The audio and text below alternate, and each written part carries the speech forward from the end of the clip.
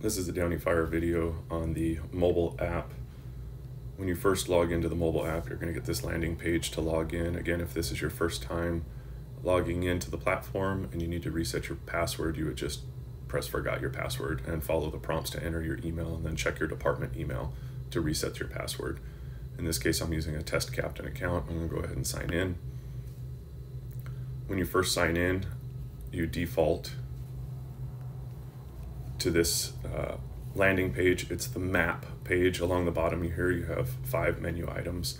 So this landing page will identify incidents going on. You can toggle this map into different views. In this case, I can go from satellite view to street view based on your preference. In this case, I'm going to use the satellite view. And in the satellite view, I can see the map. I can see all the current incidents that have happened.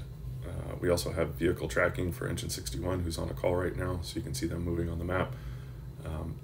So what you do for across the bottom here is you're going to use these 5 tabs to toggle along through the app itself. And up here, you're going to highlight the patch, which is going to take you into your information. And if you want to log out of your app, this would be your logout location.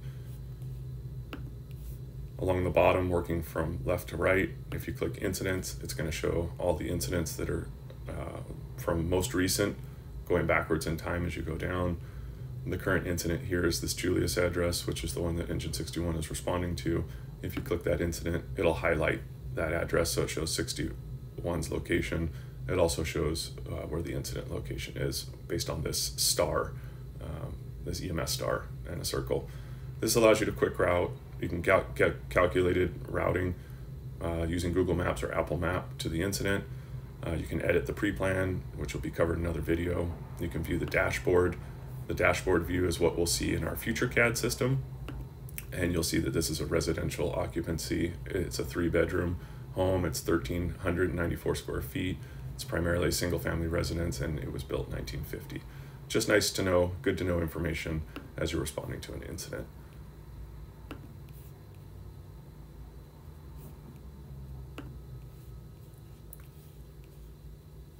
Dashboard information, and then ultimately call history is going to show you all the calls that we've been on at this address, so that you have that kind of situational awareness going into the call.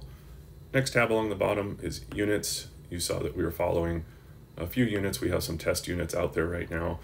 This is going to be generic logins. We're only going to be tracking the iPad that is assigned to the apparatus on the engine. In the future, this will be the MDC, as our MDCs are going to be migrating to iPads as well. But in this case, Medic Engine 61, 62, and 63 are all logged in, as well as Rescue 645. And so you'll be able to see those units as they are responding on the map. What this gives is situational awareness, so that in the future, if we get a structure fire, you'll be able to see all the units responding. You can see what direction they're responding from, so you can choose a second or a third direction of travel as you arrive on scene to the call. Again, the landing page is this map view. The map view is going to show the overall map. Again, you can toggle between the different map choices. You can also use this measuring tool. If you click the measuring tool, if you want to know how far it is to pull hose from the street here on Julius to this garage in the back, it's going to give you a straight line and an amount. It'll say 93.37 feet. And you can continue to continue on this hose lay if that's what you were using this tool for. And to bring it all the way back out to Julius would be 424 feet. When you click the map tool again, it just deletes those crude measurements. Really nice tool when you're in the field, if you're going to be just doing some tabletop exercises on hose pole lengths with your crew. You can take estimates from the street, and then you can measure an actual distance to see how close you are to your estimates for training purposes. The chat feature we're not currently using. That'll be developed in the future with the new CAD system. And last but not least is this menu item here. The menu is going to give you a quick drop-down menu. If you're in an iPad, you're going to see a quick shortcut to fire inspection. If you're on your iPhone, you will not see that. If you go to the settings page, here you can update your settings just like you can in the web-based view between settings, notifications, and ultimately change your password. In the outside resources, we've pre-populated a few here. There's the Downey Google Department folder for policies and procedures.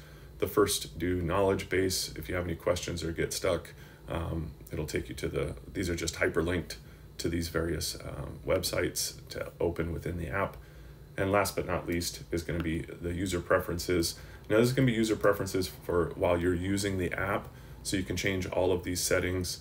You can choose what app or what map base that you're going to be using for quick routing. In this case, I'm using Google Maps, auto centering. You can kind of work your way through this.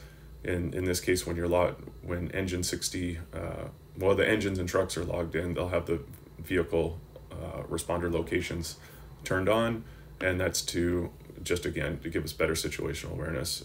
We will not be tracking any individuals and individual users, although users do have the preference if they choose to make themselves viewable by the rest of the First Due platform, but you have that control. We'll go over that in another video. Down here, these are platform quick drop downs. So if you hit activities, you're going to see activity log.